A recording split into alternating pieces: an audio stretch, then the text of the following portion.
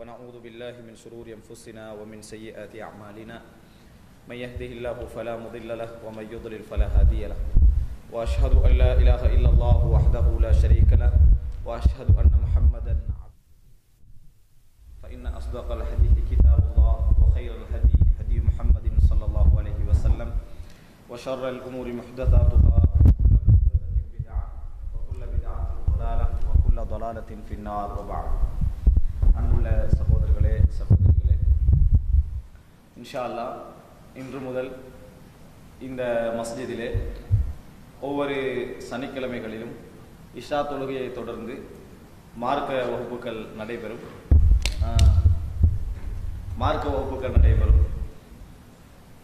உங்களால் முடிந்த சகோதரர்களை இந்த வகுப்புக்காக அழைத்து வருமாறும், குறிப்பாக இந்த மார்க்க வகுப்பு பிரத்யேகமாக ஏற்பாடு செய்யப்பட்டிருப்பது இந்த பிரதேசத்திலே உள்ள அந்த மக்கள், சந்தர்ப்பம் இல்லாத மக்கள் எல்லாம் என்ன செய்வார்கள், இருப்பார்கள். அவர்களுக்காக இது ஏற்பாடு இந்த இடத்தை கவனத்தில் கொண்டு இந்த மார்க்க வகுப்பு ஏற்பாடு செய்யப்பட்டிருக்கிறது. கட்டாயம் நாம் எப்படி அன்றாட வாழ்க்கையில் எமது வேலை பளுக்களுக்காக நேரம் ஒதுக்குகின்றோமோ, அதே போன்று மார்க்கத்தில் ஒரு சில விஷயங்களை நாம் தெரிந்து கொள்வதற்காகவும் நேரத்தை ஒதுக்கினோம் என்று சொன்னால் அது எமது ஈருலக வாழ்க்கைக்கும் சில ஈடேற்றத்தை தருவதற்கு வாய்ப்பு இருக்கிறது என்று ஆரம்பமாக சொல்லிவிட்டு, அன்புள்ள சகோதரர்களே, இன்றைய தினம் தலைப்பாக பெற்றோர்களுக்கு பிள்ளைகள் செய்ய வேண்டிய கடமை என்கின்ற அந்த மகுடத்தில் தாய்க்கு செய்ய வேண்டிய வகை பங்கு என்ன, பங்களிப்பு என்ன, எந்த அளவில் ஒரு பிள்ளை தன் தாயோடு நடந்து கொள்ள வேண்டும், தாய்க்கு நன்மை செய்வது என்றால் என்ன என்பது பற்றி சில முக்கியமான அடிப்படைகளை இந்த இடத்திலே ஞாபகப்படுத்தலாம் என்று நினைக்கிறேன். அன்புள்ள சகோதரர்களே, இந்த இடத்திலே தாய்க்கு நாம் செய்ய வேண்டிய, அதாவது பங்களிப்பு என்ன, தாய்க்கு செய்ய வேண்டிய நன்மை, பெற்றோர்களுக்கு செய்ய வேண்டிய நன்மை என்கின்ற அந்த பங்களிப்பு இருக்கிறது. இன்று நாம் பெற்றோர்கள் சம்பந்தமாக நிறைய உரைகளை நாம் கேட்டிருக்கிறோம். பெற்றோர்கள் சம்பந்தமாக நிறைய மார்க்க பயான்களை நாம் கேட்டிருக்கிறோம். விதிவிலக்கு இல்லாமல் இதில் எல்லோருமே என்ன செய்வார்கள், பெற்றோர்கள் சம்பந்தமாக நிறைய உரைகளை கேட்டிருப்பார்கள். பெற்றோர்கள் பற்றி தலைப்பிட்டாலே இதுதான் அதில் பேசப்பட போகிறது என்று சொல்லுகின்ற அளவில் பெற்றோர்களை பற்றி என்ன செய்திருக்கிறோம், நாங்கள் எல்லாம் விளங்கி வைத்திருக்கிறோம். பெற்றோர்களுக்கு நன்மை செய்வது எவ்வளவு முக்கியமானது, இஸ்லாத்தின் அதனுடைய பங்கு என்ன, அப்படி இல்லாது விட்டால் மறுமை நாளில் அதனுடைய பாதிப்பு என்ன என்பதை எல்லாம் நான் இப்பொழுது உரை செய்கின்ற அளவில், கிட்டத்தட்ட உரை செய்கின்ற அளவுக்கு தகவல்களோடு தான் மக்கள் என்ன செய்கிறார்கள், இருந்து கொண்டிருக்கிறார்கள். ஆனால் கவலைக்கிடமான விடயம் என்னவென்று சொன்னால், இந்த பெற்றோர்கள் சம்பந்தமாக நிகழ்த்தப்பட்ட உரைகளில் பெருவாரியான உரைகள் எப்படி இருக்கிறது என்று சொன்னால், பெற்றோர்களுக்கு நன்மை செய்ய வேண்டும் என்பதை அப்படியே மையப்படுத்தி உரை நிகழ்த்தப்படுகிறதே தவிர, மற்றபடி நன்மை செய்தல் என்றால் என்ன என்பதை உணர்த்துகின்ற வண்ணம், பூர்ணமாக விளங்கப்படுத்துகின்ற வண்ணம் இதுவரைக்கும் பெரும்பாலான உரைகள் இல்லாமல் இருப்பது மிகவும் கவலையாக இருக்கிறது.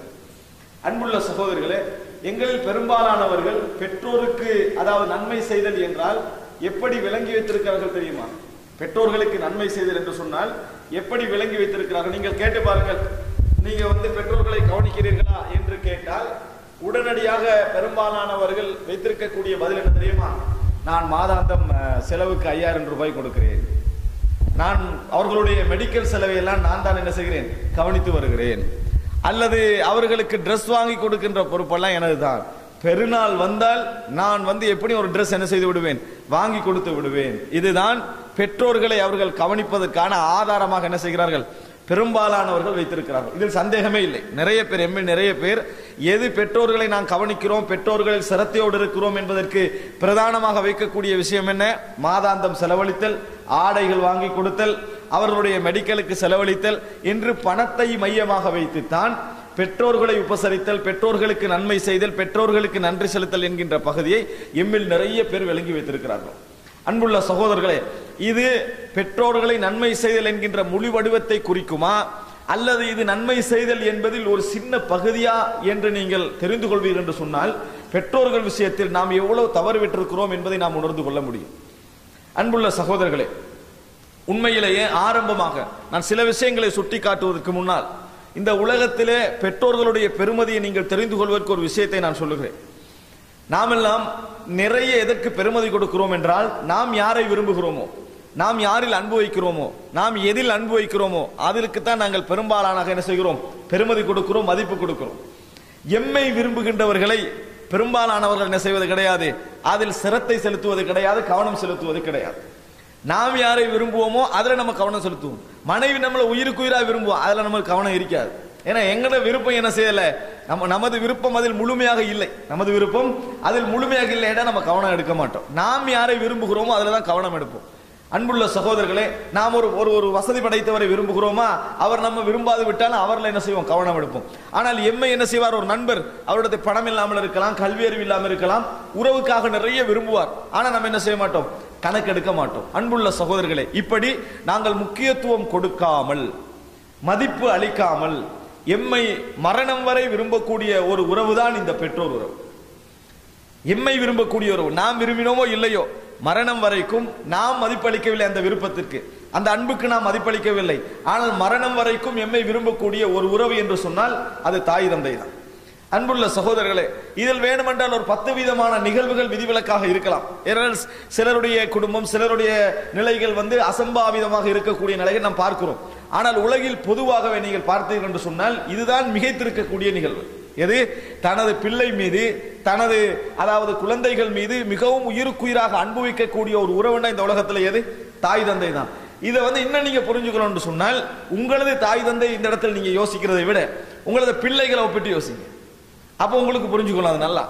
ஏனென்றால் சிலர் பெற்றோர்களை சொல்கிற நேரத்தில் தங்களது பெற்றோர்களால் ஏற்படக்கூடிய காயங்களை மட்டும் யோசிக்கிறாங்க. நீங்க உங்களோட பிள்ளைகளை யோசித்து பாருங்கள். நீங்கள் வைத்திருக்கக்கூடிய அன்பு, நீங்கள் வைத்திருக்கக்கூடிய பாசம், நீங்கள் வைத்திருக்கக்கூடிய அந்த கருணை அவர்கள் உணர்ந்த நிலையில் இருக்கிறார்களா என்று நீங்கள் நினைத்து பாருங்கள்.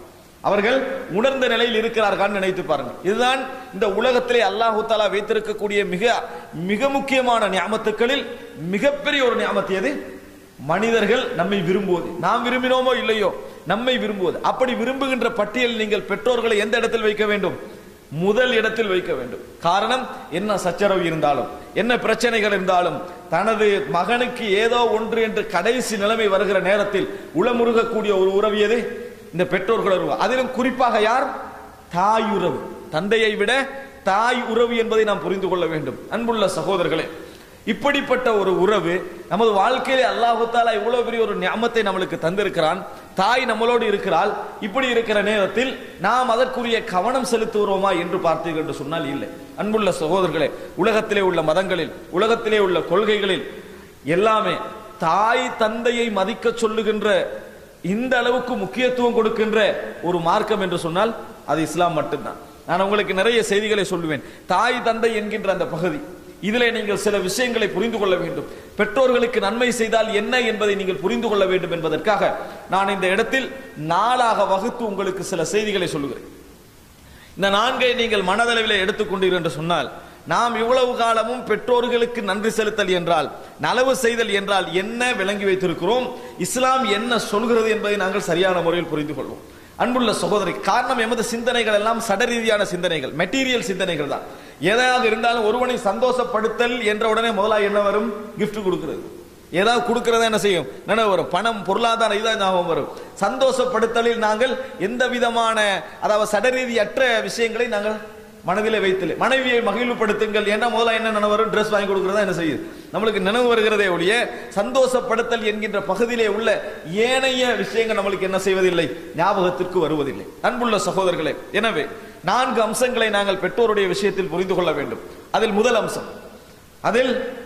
அம்சம் பெற்றோர்களுக்கு நன்மை செய்தல், பெற்றோர்களோடு நல்ல முறையில் நடந்து கொள்ள, பெற்றோரோடு உறவுகள் பாராட்டுதல் இருக்கிறதே, இந்த உலகத்திலே ஏகத்துவத்திற்கு அடுத்ததாக நீங்கள் செய்யக்கூடிய மிகப்பெரிய ஒரு நல்லமல்.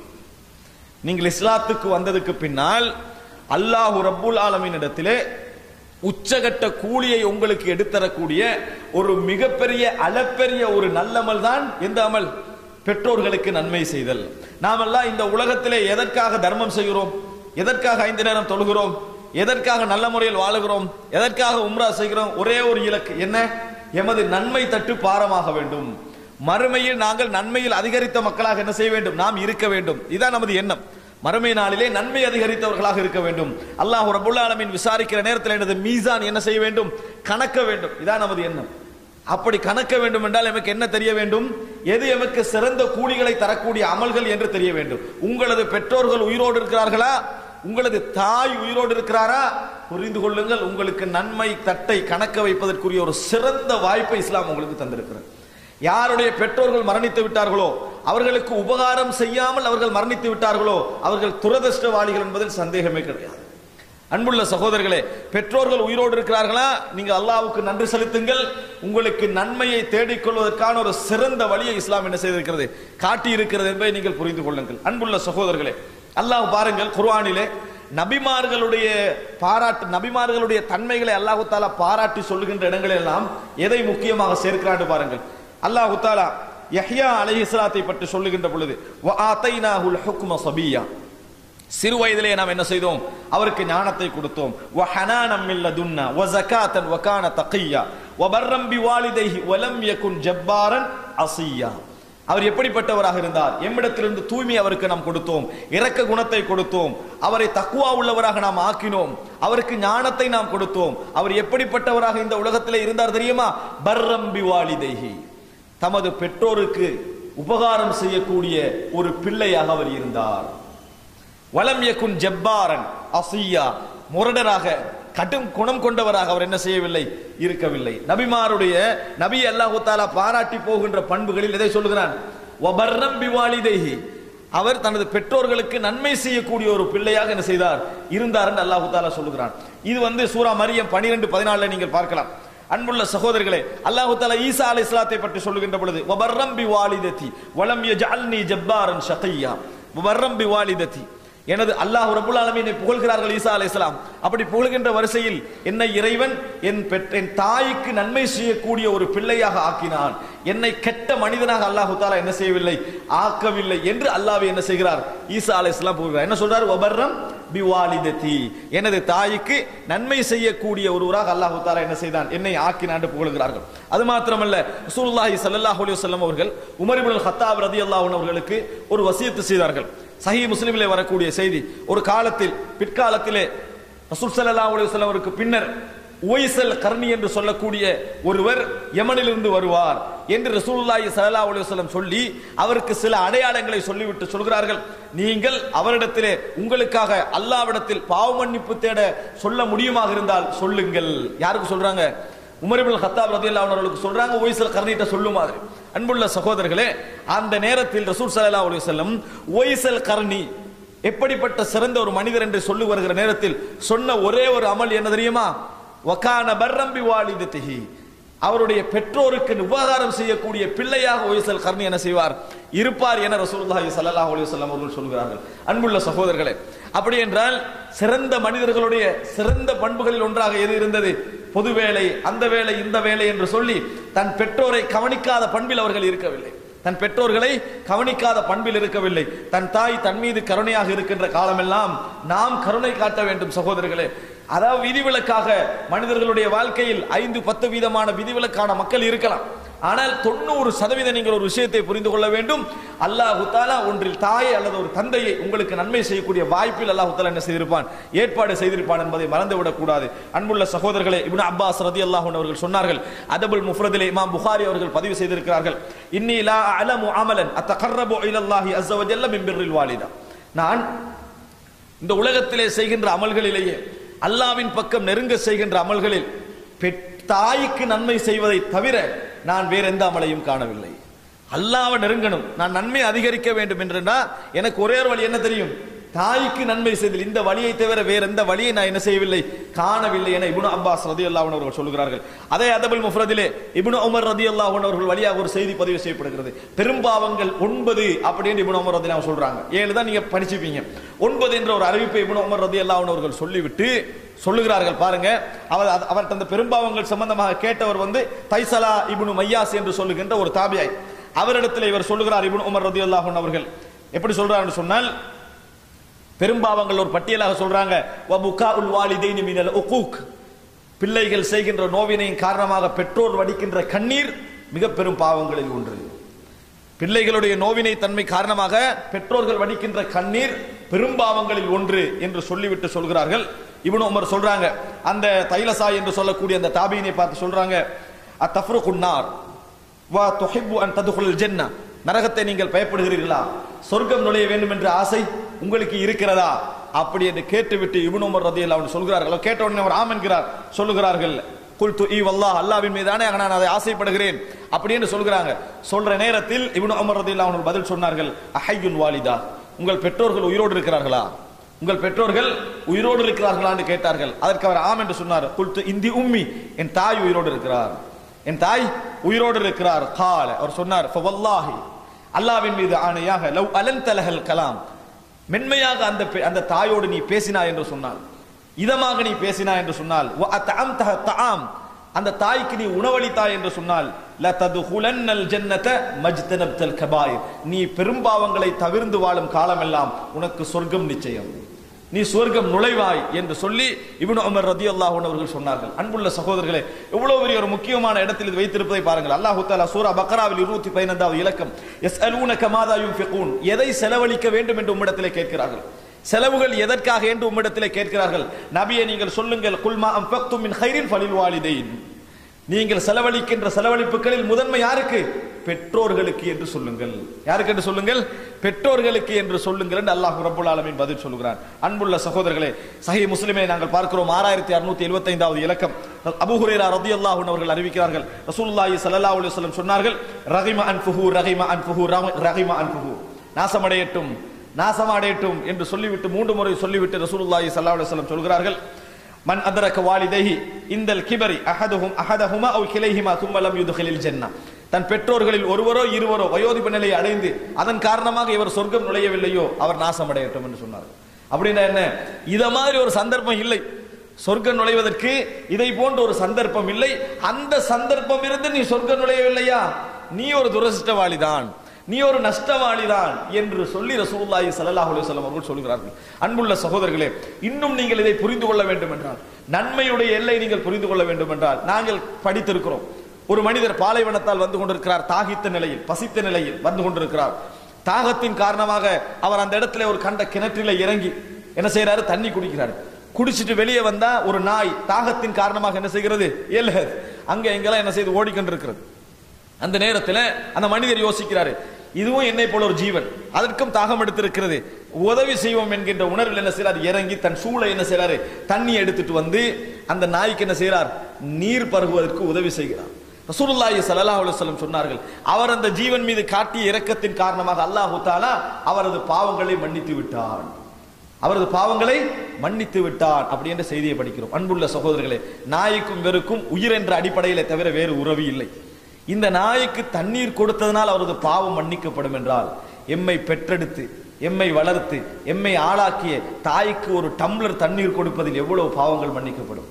நினைத்து பாருங்க சகோதரர்களே, நம்மளுக்கு எந்தவித சம்பந்தமும் இல்லாத ஒரு மிருகத்திற்கு இந்த மாதிரி நீர் கொடுப்பதில் பாவங்கள் டோட்டலியாக மன்னிக்கப்படும் என்றால், எம்மை வளர்த்து ஆளாக்கிய தாய்க்கு, பாலூட்டி அந்த தாய்க்கு, எம்மை கவனம் எடுத்த அந்த தாய்க்கு ஒரு தட்டு சாப்பாடை நாம் கொண்டு வந்து வைப்பதும், ஒரு டம்ளர் தண்ணீரை நாம் எடுத்து வைப்பதும் எவ்வளவு பெரிய நன்மை நமக்கு கொண்டு வந்து தரும் நினைத்து பாருங்க. நம்ம அதை நன்மைகளை நினைத்திருக்கிறோமா?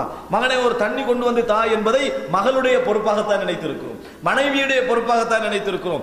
எமது பொறுப்பாக நான் நினைத்ததே கிடையாது. நாம் என்ன நினைச்சுக்கிறோம், மாதாந்தம் பணம் கொடுப்பதுதான் தாயை கவனித்தலில் உள்ளது. அன்புள்ள சகோதரர்களே, இதற்கு இந்த உளவு பாவம் மன்னிக்கப்படுமாக இருந்தால், நிச்சயமாக நீங்கள் ஊட்டி விடுகின்ற தாயின் வாயில் ஊட்டி விடுகின்ற ஒரு கவல உணவு உங்களது பாவங்களை என்ன செய்யும், மன்னிக்கும். ஒரு உணவை மன்னிக்கும், ஒரு டம்ளர் தண்ணீர் உங்களது பாவத்தை மன்னிக்கும். நீங்கள் கருணையோடும் ஆர்வத்தோடும் நீங்கள் செய்வீர்கள் என்று சொன்னார். அன்புள்ள சகோதரர்களே, இப்படி நாம் நினைப்பது கிடையாது. இன்னொன்று நினைத்து பாருங்கள், இப்னு உமர் ரலியல்லாஹு அன்ஹு அவர்கள் கஅபத்துல்லாஹ்விலே நின்று கொண்டிருக்கிறார்கள். ஒரு மனிதர் தன் தாயை சுமந்து கொண்டு தவாப் செய்கிறார்கள். வயது போன தாயை சுமந்து கொண்டு என்ன செய்கிறாரு, இன்னி லபைருஹல் முதல்லலு அப்படி என்று சொல்லி அந்த ஒரு கவிதையை படித்துக் கொண்டு என்ன செய்கிறாரு, நான் அவளது வாகனம் என்று சொல்லி, அவள் வந்து அசைந்து தடுமாறினால் ரிகாபுஹா ஃபலம் உத்ரி, நான் வந்து என்ன செய்ய மாட்டேன், தடமாற மாட்டேன் என்ற ஒரு பாட்டை படித்துக் கொண்டு அவர் சுமந்து கொண்டு வருகிறார். திடீரென இப்னு உமர் ரலியல்லாஹு அன்ஹு அவர்களை காண்கிறார்கள். இப்னு உமர் ரலியல்லாஹு அன்ஹு கண்டவுடனே கேட்கிறாரு, அத்துரானி ஜஸைதுஹா, நான் இப்பொழுது செய்த இந்த கஷ்டப்பட்டு செய்கின்ற இந்த தவாஃப், நான் சுமந்து செய்கின்ற இந்த தவாஃபின் மூலம் நான் என் தாய்க்கு பரிகாரம் செய்தவனாக ஆவேனா என்று கேட்டார். என் தாய்க்கு பரிகாரம் செய்தவனாக நான் ஆவேன் என்று கேட்டார்கள். அதற்கு இப்னு உமர் ரலியல்லாஹு அன்ஹு சொன்னார்கள், கல்லா வல உஸஃப்ரா வாஹிதா, உன்னை பெற்றெடுக்க நேரத்தில் அசைந்த தசை நார்கள் இருக்கிறதே, அதில் ஒரு அசைவுக்கு கூட நீ கூலி கொடுக்கவில்லை, அதில் ஒரு அசைவுக்கு கூட நீ கூலி கொடுக்கவில்லை என்று சொல்லி இப்னு உமர் ரலியல்லாஹு அன்ஹு சொன்னார்கள். அன்புள்ள சகோதரர்களே, ஃபிக்ஹு அஸ்ஹாபின் நபி ஸல்லல்லாஹு அலைஹி வஸல்லம், நபித்தோழர்களுடைய விளக்க மார்க்க அறிவு ஞானம் இவ்வளவு இருந்தவர்கள், வேலைப்பளு பொது வேலைகளில் மிகவும் கவனமாக உள்ளவர்கள். ஆனால் தாய் என்று வருகின்ற பொழுது இஸ்லாத்துடைய அந்தஸ்தை என்ன செய்தார்கள், புரிந்து வைத்திருந்தார்கள். இப்படியா நாம் தாய்க்குரிய நன்மை செய்திலே விளங்கி இருக்கிறோம் என்பதை நினைத்து பாருங்கள். எனவே முதல் அம்சம், நாளை மறுமையில் நம்மளை சொர்க்கத்துக்கு கொண்டு செல்ல வேண்டும் என்றால், நம்மை நரகத்தை விட்டு தூரமாக்க வேண்டும் என்றால், நமது மீசான் பாரமாக வேண்டும் என்றால், இதை போன்ற ஒரு வழி கிடையவே கிடையாது. இதை போன்ற ஒரு வழி கிடையவே கிடையாது என்பதை நாம் ஆழ்மனதில் பதிய வைத்துக் கொள்ள வேண்டும். நீங்க யோசிச்சு பாருங்க, தர்மம், ஜிஹாதி, இன்னும் யோசிங்க, இதில் ஃபர்ஸ்ட் வருவது இதுதான், இதில் முதல் வருவது இதுதான் என்பதை நாங்கள் மறந்து விடக்கூடாது. நன்மை தேடுவதற்கு இதை போன்ற ஒரு வழி கிடையாது. ஆள் மனதிலே நீங்கள் பதிய வைத்துக் கொள்ளுங்கள். நன்மையை சம்பாதிப்பதற்கு இதுதான் என்ன ஒரு மிகப்பெரிய வழி என்பதை நீங்கள் மனதிலே பதிய வைத்துக் கொள்ளுங்கள். அன்புள்ள சகோதரர்களே, இரண்டாவது விஷயம், பெற்றோர்களுடைய விஷயத்தில் இன்னொரு அடிப்படையை நாங்கள் புரிந்து கொள்ள வேண்டும். இதனாலும் பல பெற்றோர்களுக்கு நன்மை செய்தல் என்றால் என்ன என்பது தப்பாக புரிந்து கொள்ள வேண்டிய நிலைமை ஏற்படுகிறது. என்ன அந்த இரண்டாவது பகுதி? இந்த உலகத்திலே பகைமை நட்பு, இரக்கம் பாராட்டல், பகைமை பாராட்டல் என்ற ஒரு பகுதி இருக்கிறது. மனிதனுக்கு பகைப்பதற்கு இஸ்லாம் ஒரு சட்டம் வைத்திருக்கிறது. என்ன சட்டம்? மார்க்கத்துக்காக இருந்தால் எவ்வளவு நாளும் என்ன செய்யலாம், பகைக்கலாம்.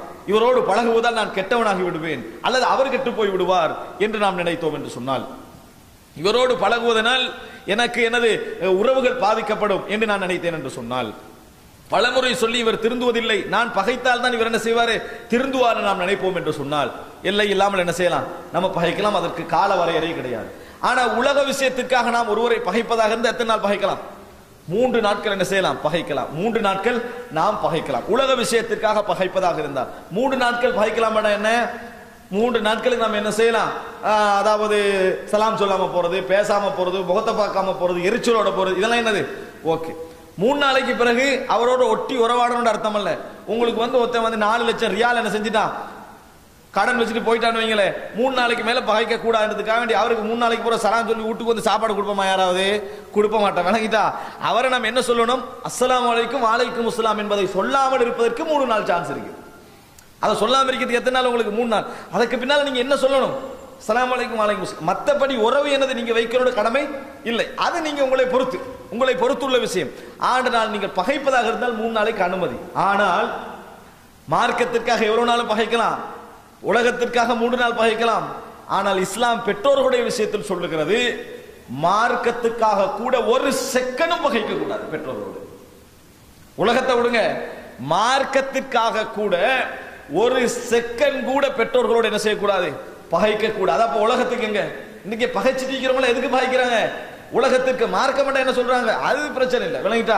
மார்க்கத்துக்காக அப்படின்னு சொல்லி அது நம்ம பெற்றோரோட நல்ல முறையில் நடந்து கொள்ளணும், உறவா நடந்து கொள்ளணும். எதுக்கு? மார்க்கம் வார நேரத்தில் உலகம் வந்தா இவங்கெல்லாம் உம்மா அப்பா கேட்டனது பகைப்பதை நாங்கள் பார்க்கிறோம். அன்புள்ள சகோதரர்களே, அல்லாஹ் தஆலா குர்ஆனிலே சொல்கிறான், சூரா லுக்மான் 15வது வசனம், வ இன் ஜாஹதாக அலா அன் துஷ்ரிக பி மா லைஸ லக பிஹி இல்முன், உனக்கு அறிவில்லாத விஷயத்தில் இணை வைப்பதற்கு அந்த பெற்றோர்கள் உன்னை நிர்பந்தித்தார். உனக்கு அறிவில்லாத விஷயத்தில் அப்படின்னா என்ன, இணை வைப்பு என்பது அறியாமை. அதுல உனக்கு உன் பெற்றோர்கள் இணை வைக்க நிர்பந்தித்தால் எவ்வளவு பெரிய பாவம். இணை வைத்தல் ஒரு பாவம், இணை வைக்க சொல்லுவது ஒரு பாவம், இணை வைக்க நிர்பந்திப்பது இணை வைப்பிலேயே மிக பெரும் பாவம். அதை அவர்கள் உமக்கு செய்தால் ஃபலா துத்திஅஹுமா, அவர்களுக்கு என்ன செய்யக்கூடாது, வழிபடக்கூடாது. மார்க்கத்துக்கு முரணான விஷயங்களில் பெற்றோர்கள் கட்டளையிட்டால் நாம் என்ன செய்யக்கூடாது, வழிபடக்கூடாது. ஆனால் வஸாஹிபுஹுமா ஃபித் துன்யா மஅரூஃபா, உலக விஷயத்தில் அவர்களோடு உறவோடு நடந்து கொள்ளுங்கள். ஷிர்க்குக்கு நிர்பந்தித்தாலும் உலக விஷயத்தில் நீங்கள் உறவோடு நடந்து கொள்ளுங்கள் அப்படின்னு அல்லாஹ் ரப்பல் ஆலமீன் சொல்லுகிறார். அப்படின்னா என்ன, இதை விட ஒரு பாவத்தை நீங்க பெற்றோர்களுக்கு என்ன செய்யலாது, காட்ட முடியாது. அவர்கள் ஷிர்க்குக்கு நிர்பந்தித்தாலும் கூட நீங்கள் என்ன செய்யுங்கள், உறவோடு நடந்து கொள்ளுங்கள் என்று அல்லாஹ் ரப்பல் ஆலமீன் சொல்லி காட்டுகிறார். வத்தபி சபீல மன் அனாப், அதாவது வத்தபி சபீல மன் அனாப இலைய, என் பக்கம் மீண்டு வருவர்களுடைய பாதையை நீங்கள் பின்பற்றுங்கள். அன்புள்ள சகோதரர்களே, அப்ப நினைத்து பாருங்கள், நம்ம அதுக்காக இன்றைக்கு பயிற்சி கொண்டிருக்கிறோம். தாத்தாக்கு ஒரு 3 பேச்சஸ் காணி கூட, தங்கச்சிக்கு ஒரு 3 பேச்சஸ் குறவு, இதனால பகைமை. நகையில 4 பவுன் அந்த கல்யாணத்துக்கு கொடுத்தது கூட இந்த படியானத்துக்கு கொடுத்தது என்னது குறைவு. இதனால என்ன பகைமை. அதே போல தாத்தாவுடைய கணவனுக்கு மரியாதை வீட்டுல கூட எனக்கு என்னது மரியாதை குறைவு, இதனால பகைமை. இப்படியா பெற்றோர் என்ற பண்பை இழந்தவர்களோட நாங்கள் மோசமாக நடக்கிறோம்? இல்லை, பெற்றோர் என்ற பண்போடு நம்மளோடு நல்ல முறையில் நடக்கக்கூடிய ஏதோ அடிப்படையில் மனிதன் அடிப்படையில் தவறுகள் வரக்கூடிய பெற்றோர்கள் விஷயத்தில் நம்ம என்ன செய்கிறோம்? இந்த மாதிரி நடந்து கொள்கிறோம். சர்வ சாதாரணமாக என்ன செய்கிறோம்? இந்த மாதிரியான நடைமுறைகளை நாம் பார்க்கிறோம். அன்புள்ள சகோதரர்களே, புரிந்து கொள்ளுங்கள், பகைமை என்கின்ற விஷயம் இஸ்லாத்திலே எதற்காக மட்டும்? பெற்றோர்களுக்கு வெளியே மட்டும்தான் என்ன செய்யணும்? நம்ம புரிந்து கொள்ள வேண்டும். பெற்றோர்களாக இருந்தால் அவர்களோடு அன்பாக நடந்து கொள்ள வேண்டும். இப்ராஹிம் அலைஹிஸ்ஸலாம் தன் தாயோடு நடத்திய உரையாடலை, தன் தந்தையோடு நடத்திய உரையாடலை பாருங்கள். அபி என்ற அரபுல என்ன? எனது தந்தை. ஆனால் அபத்தி என்ற அரபுல ஒரு சொல் இருக்கிறது, அருமை தந்தையே என்ற அர்த்தம். என்ன சொல்றது? அருமை தந்தையே என்ற அர்த்தம். அவர் இணை வைப்புல இருந்ததனால இவர் எப்படி அழைக்கணும், நம்ம எப்படி அழைப்போம்? கொஞ்சமாவது மூல வேலை செய்தா, அறிவிரிக்குதா, நம்மட தௌவா, நம்மட பிரச்சாரம் எது? திருப்பி அவன் இதுக்குள்ள வரவே கூடாதுன்றத நம்மட பிரச்சாரம், விளங்கிட்டா? அதனால இப்படிதான் நம்ம பேசுவோம். ஆனால் இப்ராஹிம் அலைஹிஸ்ஸலாம் எப்படி சொல்றாரு? யா அபத்தி, என் அருமை தந்தையே. இணை வைக்கிறாரு, உன்னை அடிப்பேன்னு சொல்றாரு, விளங்கிட்ட, வெளியேற்றுவேன்னு சொல்றாரு. ஆனா எப்படி பேசுறாரு இவரு? யா அபத்தி, என் அருமை தந்தையே. இந்த அபத்தி என்ற சொல் எதுக்கு யூஸ் பண்றது? அன்புள்ள சகோதரர்களே, யூசுப் அலைஹிஸ்ஸலாம் யாக்கூப் அலைஹிஸ்ஸலாம் யூஸ் பண்றாரு கனவு கண்ட விஷயத்தை சொல்கிற நேரத்தில். அப்ப யா அபத்தி, என் அருமை தந்தையே. இப்னி என்ற எனது மகன், யா புனைய, என் அருமை மகனே என்பது போல யா அபத்தி, எனது அருமை தந்தையே. அப்ப எப்படி பேசுறாங்க? எப்படி ஒரு உறவு இருந்தது நினைத்து பாருங்கள் சகோதரர்களே. இப்படி நிறைய செய்திகளை நீங்கள் என்ன செய்யலாம், நாங்கள் பார்க்கலாம். பெற்றோர்கள் விஷயத்தில் பகைமை என்கின்ற பகுதி எதற்காக இருக்க வேண்டும்? எதற்காக இருக்க வேண்டும்? எதற்கும் இருக்கக்கூடாது. பெற்றோர்களுக்கு பகைமை என்ற பகுதி எதற்குமே நாம் இருக்கக்கூடாது. அவர்கள் ஏதாவது தவறு செய்தால், எம்மை நிர்பந்தித்தால், பாவத்துக்கு எம்மை நிர்பந்தித்தால் நாம் அதில் என்ன செய்யணும்? பொறுத்து அமைதியாக அது வழிபடக்கூடாது என்பதை விளங்கப்படுத்தி அந்த விஷயத்தில் என்ன செய்ய வேண்டும்? ஒதுங்கிக் கொள்ள வேண்டுமே ஒழிய எந்த காரணத்தை கூட நாம் பகைக்க கூடாது. நாம் பகைக்க கூடாது என்பதை என்ன செய்ய வேண்டும்? புரிந்து கொள்ளுங்கள். அன்புள்ள சகோதரர்களை, இது இரண்டாவது அம்சம். முதல் அம்சம், பெற்றோர்களுக்கு நன்மை செய்வதுதான் இந்த உலகத்திலேயே மிகப்பெரிய அமல், நாளை மறுமையில் நம்மளுக்கு சொர்க்கம் நுழைக்கக்கூடிய மிகப்பெரிய அமல். இரண்டாவது, பகைமை என்பது பெற்றோர்கள் விஷயத்தில் மார்க்க விஷயமாக இருந்தாலும் கூட அனுமதி இல்லை என்பதை நாம் புரிந்து கொள்ள வேண்டும். அன்புள்ள சகோதரர்களே, ரசூலுல்லாஹி ஸல்லல்லாஹு அலைஹி வஸல்லம் இடத்திலே அஸ்மா பின்த் அபீ பக்கர் ரலியல்லாஹு அன்ஹா அவர்கள் வருகிறார்கள். வந்து சொல்கிறார்கள், எனது தாய் என் வீட்டுக்கு வந்திருக்கிறார், எனது தாய் எனது வீட்டு வந்திருக்கிறார். உம்மு ஜமீல், உம்மு ஜமீல் என்ற என் தாய் எனது மதீனாவுக்கு வந்திருக்கிறாங்க. அந்த அசிலுஹா, நான் அவரை சேர்ந்து நடந்து கொள்ளவா? வ அக்பலு ஹதியத்தஹா, அவருடைய அன்பளிப்பை நான் வாங்கிக் கொள்ளவா? அவ காஃபிராகிறான். ரசூலுல்லாஹி ஸல்லல்லாஹு அலைஹி வஸல்லம் சொன்னார்கள், சலி உம்மக் வ அக்பலி ஹதியத்தஹா, உங்கள் தாயோடு சேர்ந்த இடங்கள் அவருடைய ஹதியாவை வாங்கிக் கொள்ளுங்கள். இதான் இஸ்லாம் சகோதரர்களே. நீங்கள் அந்நிய மக்களுக்கு இஸ்லாத்தை பிரச்சாரம் செய்கிற நேரத்தில் முதலாவது அவர்கள் என்ன யோசிப்பார்கள்? பெற்றோர்களை பிரிய வேண்டும் என்று நீங்கள் சொல்லுங்கள். இந்த இஸ்லாத்தில் நுழைந்தால்தான் நீங்கள் பெற்றோர்களை பிரிய மாட்டீர்கள். இஸ்லாத்தில் நுழைந்தால்தான் பெற்றோர்களை நீங்கள் எந்த இடத்திலும் பிரிய மாட்டீர்கள். அப்படிப்பட்ட ஒரு மார்க்கம் நீங்கள் உங்கள் தீனிலே காணாத, உங்கள் தீனில் வேணும், உங்கள் மார்க்கத்தில் என்ன காணலாம்? நிலத்துல காலில் உருவத்தை வேணும்னா நீங்கள் உச்சகட்டமாக காணலாம்.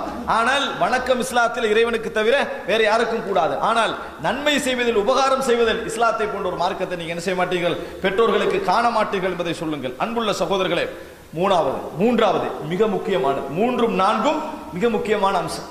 அன்புள்ள சகோதரர்களே, மூன்றாவது அம்சம் என்ன தெரியுமா? நிறைய பேருடைய பிரச்சனை என்ன தெரியுமா? பெற்றோர்களை பற்றி எல்லாம் பயான் கேட்டிருக்கிறோம், நல்ல முறையில் படித்திருக்கிறோம். ஆனால் அவர்கள் ஒரு கற்பனை வச்சிருப்பாங்க. இது யாருக்கு? ஆயிஷா ரலியல்லாஹு அன்ஹா மாதிரி இருக்கக்கூடிய தாய்க்கு, 5 நேரம் தொழக்கூடிய தாய்க்கு, அந்த மாதிரி நன்மை செய்யக்கூடியவங்களுக்கு. ஏண்ட உமா பார்த்தா இந்த தாய்க்கெல்லாம் என்ன செய்ய மாட்டாங்க? பெற்றோருக்கு நன்மை சொல்லுங்க ரசூலுல்லாஹ் சொல்லியே இருக்க மாட்டாங்க என்று ஒரு முடிவுக்கு வந்துடுது. அதனால நீங்க பெற்றோரை பத்தி எவ்வளவு பயானம் பண்ணுங்க, பண்ணிட்டு வீட்டுக்கு போற மனைவி தாய் என்ன செய்வா?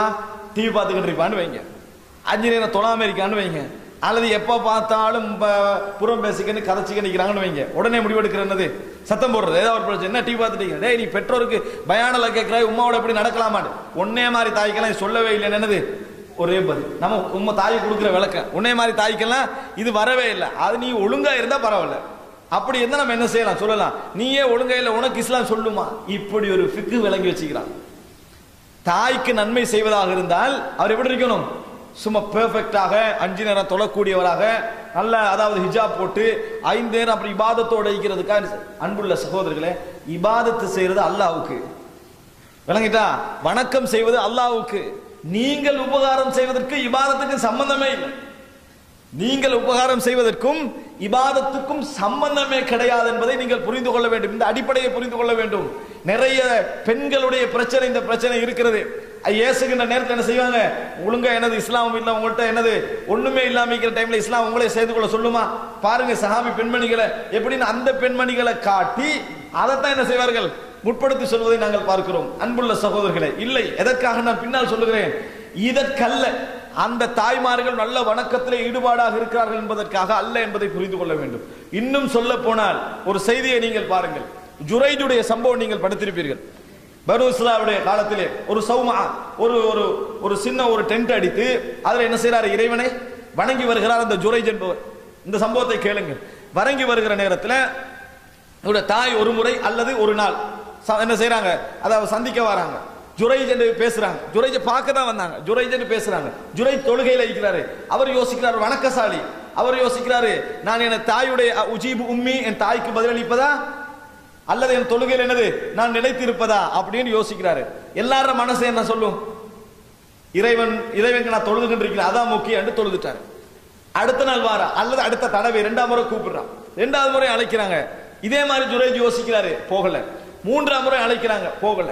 அன்புள்ள சகோதரர்களே, சகோதரிகளே, நீங்கள் சொல்லுங்கள், நீங்கள் தொழுது கொண்டிருப்பது கன்ஃபார்மா உங்களோட தாய்க்கு தெரியுது. இப்படி தெரிகிற நேரத்தில் நீங்க என்ன செய்றீங்க? அதாவது உங்கள் தாய்க்கு கன்ஃபார்மாக தெரிகிறது, நீங்கள் தொழுது கொண்டிருக்கின்ற அந்த விஷயம் உங்கள் தாய்க்கு தெரிகிறது. இப்படி தெரிந்து கொண்டிருக்கிற நேரத்தில் நீங்களே சொல்லுங்கள், உங்கள் தாய் உங்களை சபிப்பாளா? என்ன பிரச்சனை இருந்தாலும் உங்களுக்கு ஏசுவாங்களா? உங்களை சபிப்பாங்களா? நீங்க சொல்லுங்க. சபிக்க மாட்டான். எவ்வளவு மோசமான தாயானா சபிக்க மாட்டான். ஆனா அவ என்ன செஞ்சா? நீ என்னது, அதாவது லா தமூத்து ஹத்தா தரா வுஜூஹல் மூமிசாத், விபச்சாரிகளுடைய முகத்தை காண வரையும் என்னது நீ மௌத்தாக மாட்டான்டா. சாபம் செஞ்சுட்டு போனா, அல்லாட்ட துவா கேட்டுட்டு போனா, விபச்சாரிகள முகத்தில் இந்த ஆளை என்ன செய் முழிக்கவே என்று சொல்லிட்டு போயிட்டான். யார? தாய். அப்ப இந்த தாய் ஒரு சிறந்த தாயா இருந்திருப்பாவா? பெரிய பற்றுள்ள தாயா இருந்திருப்பாவா? போயிட்டான். கொஞ்சம் காலத்துக்கு பின்னால எதேர்ச்சியாக ஒரு போட்டி ஊருக்குள்ள நடக்குது. என்ன? ஜுரைஜ் வணங்குறாரே, மார்க்கப்பட்டுள்ள இருக்குதே, டெஸ்ட் பண்ணி பார்ப்போம். இப்படித்தான் நிறைய பேரை கெடுக்கிறது. விளங்கிட்டா? நல்லா தொழுறவனுக்கு டெஸ்டிங் வச்சு என்ன செய்யறது? இல்லாம ஆக்கிடுறது. இது மாதிரியான டெஸ்ட் வச்சு பார்ப்போம் என்று சொல்லி ஊர்ல உள்ள என்ன செய்யறாங்க? ஒரு விபச்சாரியை தூண்டி விடுறாங்க. நீ 7 மணி இவ்வளவு நீ விபச்சாரி ஆகிறாய், 7 மணி அவரை வழி எடுத்து பாரு அப்படின்னு தூண்டி விடுறாங்க. போறவளை தடுத்து திருத்தாம என்னது அனுப்பி விடுறாங்க. டெஸ்டிங் அதுக்கு பேர். அப்ப என்னது, இந்த பெண்மணி போறான். போனால் என்னமல்லாம முயற்சி எடுத்து பார்க்கறாங்க, யாரை வீழ்த்தட்ட? ஜுரைஜ. நடக்கவில்லை. அந்த பெண்மணி தான் வெற்றி பெற வேண்டும் என்பதற்காக என்ன செய்யறான்? ஒரு ஆட்டிடையரோட என்ன செய்யறான்? விபச்சாரத்தில் ஈடுபட்டுறான். விபச்சாரத்தில் ஈடுபட்டு குழந்தையும் பெற்றெடுக்கிறான். ஊருக்குள்ள செய்தி பரவுது, ஜுரைஜின் மூலம் குழந்தை என்ன செஞ்சுட்டு கிடைத்து விட்டு செய்தி பரவுது. உடனே மக்கள் என்ன செஞ்சாங்க? ஜுரைஜுடைய கூடாரத்தை தரைமட்டமாக்கினார்கள். நன்றாக புரிந்து கொள்ளுங்கள், நம்மளை போற்றுகிறார்கள், புகழ்கிறார்கள் என்றெல்லாம் மரியாதை வைக்க கூடாது. 10 வருஷம் போட்டினாலும் ஒரு செகண்ட் செய்தி கேள்விப்பட்டுச்சுன்னு வைங்களே, விசாரிக்க மாட்டாங்க, தரமட்டமாகும். என்ன செஞ்சிடும்? தரமட்டம் பேசுறதுக்கு கூட சந்தர்ப்பம் கிடைக்காது. அதனால யாரை நம்புங்க? அல்லாஹ் மட்டும்தான் என்ன செய்யுங்க, இறுதி வரைக்கும் நம்புங்க. அன்புள்ள சகோதரர்களே, முடிஞ்சது. ஜுரைஜ் என்ன செய்யறாரு? இந்த மாதிரி பிரச்சனை நடந்துட்டு அப்ப வாராரு. வருகிற நேரத்தில் இந்த அதாவது விபச்சாரியை கண்டுட்டு தான் என்ன செய்யறாரு? அந்த இடத்தால போறாரு. அப்ப இவர் சொல்றாரு, சதகத் தஅவத்து உம்மி, எனது தாயுடைய துவா என்ன செஞ்சுட்டு கபூலாகி விட்டது. என் தாயுடைய துவா கபூலாகி விட்டது. அதான் எனக்கு நடந்தது.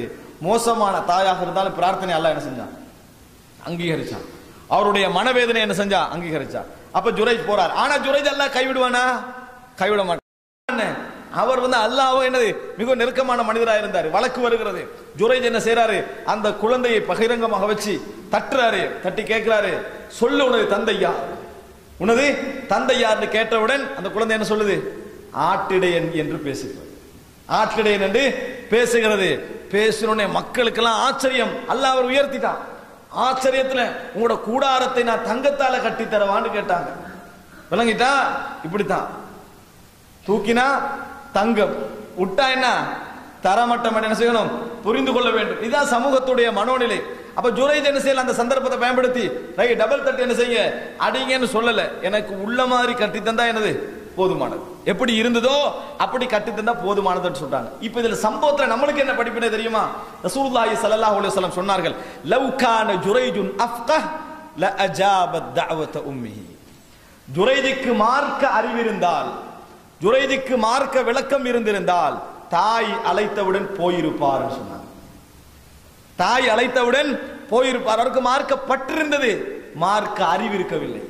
நம்ம என்ன விளங்குவோம்? தொழுகையிலே தொடர்ந்து இருப்பதுதான் பக்தி அடையாளம், அதனால அங்கே இருந்துருங்க விளங்குவோம். மார்க்க அறிவு என்ன சொல்லும்? போ.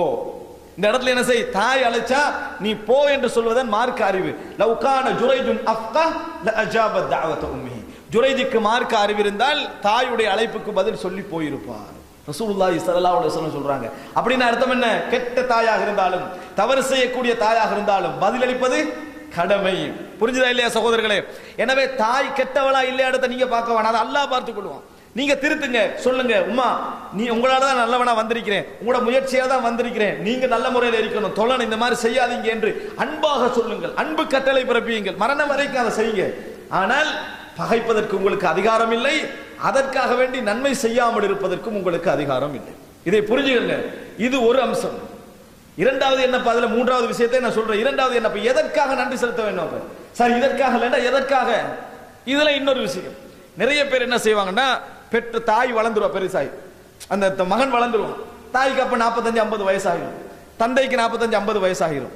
இப்ப நீங்க ஒன்று புரிஞ்சுக்கங்க, சின்ன வயசுல சின்ன பிள்ளை இருக்கிற மாதிரி தாய் தந்தை உங்களை பார்க்க மாட்டாங்க. தோளுக்கு தோல் வளர்ந்து விட்டா சண்டையெல்லாம் வரும். தந்தையோட சண்டை வரும் மகனுக்கு, மகனோட சண்டை வரும் தந்தைக்கு, பொறாமையும் வரும் தந்தைக்கு மகன் மீது. சாதாரணமா சொல்றேனே, இப்ப இன்னையும் இந்த நிறைய பெற்றோர்களை காணலாம். மகன் வந்து கலாநிதி வரைக்கும் படிச்சிருவான், PhD வரைக்கும் போயிடுவான். வாப்பா என்ன மிஞ்சி போனா படிச்சிருப்பாரு, ஒரு +1 அல்லது என்னது அதை விட ஒரு 9ஆம் ஆண்டு 8ஆம் ஆண்டு படிச்சிருப்பாரு. ஆனா அந்த கல்வி அவங்க எப்படி நினைச்சிருப்பாங்க? பெரிய லெவலில் தான் நினைச்சிருப்பாங்க.